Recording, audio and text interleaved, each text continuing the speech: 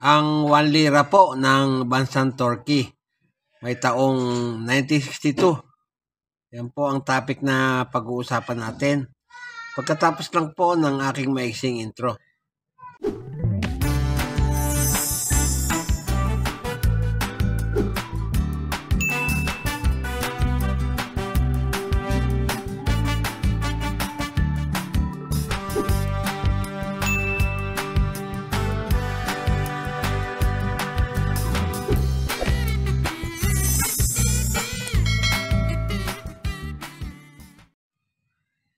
Magandang araw sa kapwa ko Pilipino dito sa Pilipinas at sa mga OFW.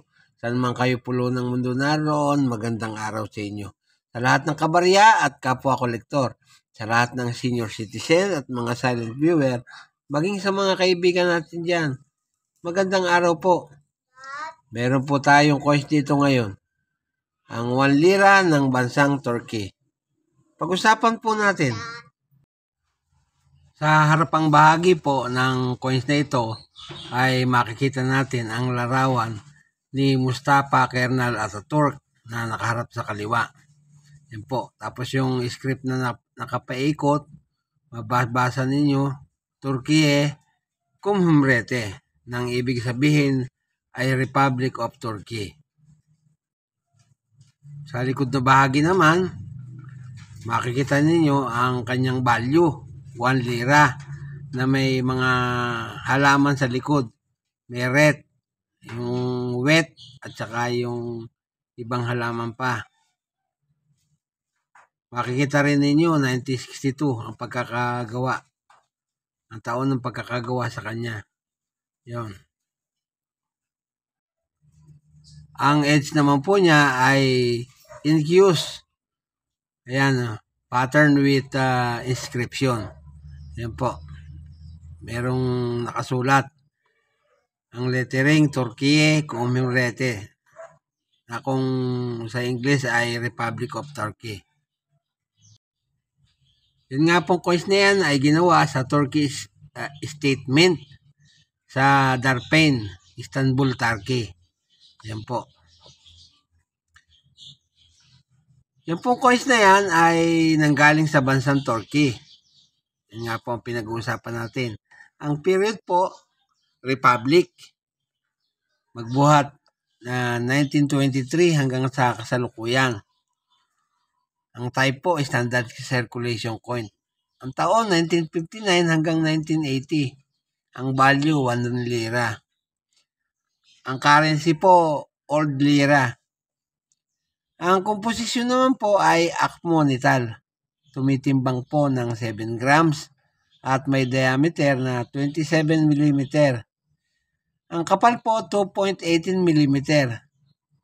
Bilog ang kanyang hubog at ang technique na ginamit ay milled. Coin alignment ang orientation. Na-demonetize na po yan noong January 1, 2006. Nag-iwan po ng number na N-number 1341 at reference number na KM number 889A, SKU number 49A, SKU number 49B.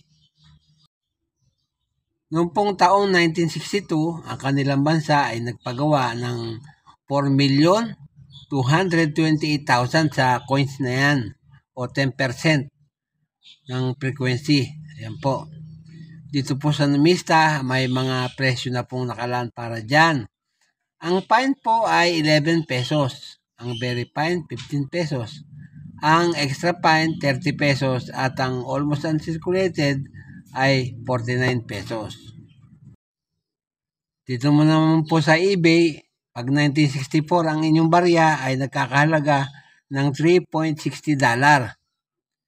Dito po sa isang eBay, pag ang inyong barya ay 1959 o kaya ay 1966, nagkakahalaga po ng $8. Doon po sa isa naman, ayun, 1965 ay $3.25. Yan po lamang at wala nang iba. Dumito naman tayo sa ating mga shoutout. Shoutout po sa kaibigan kong si CNH Vlog PH, gayon din kay Ate Simple Lotlot. Shoutout po sa inyo. Shoutout kay BS Hernandez 19TV. Shoutout po sa inyo. Shoutout kay JCS Coin and Collectible. Shoutout po kay Jan Adam Marsan. Shoutout sa kababayan kong si Rolando Quijada aka Rolando de los Santos. Yan po, kahit na hindi vlogger ay very supportive. Shoutout kay Flordalisa Alisna. Shoutout kay Billy Silas. Shoutout po kay Swisky Coins. At shoutout kay Rose Maranan Vlog. Walang tigil at walang sawa po akong nagpapasalamat sa inyong lahat sapagkat lagi kayong nandyan at nakasubaybay sa aking channel. Huwag niyo po sanang makalimutan na mag-subscribe para po sa mga baguhan yun. Pakipindot na po ang notification bell para lagi kayong updated sa tuwing may bago akong content. I-like at pakishare rin po ang video ko para masaya. At sa huli ay masabi kong mabuhay tayong lahat.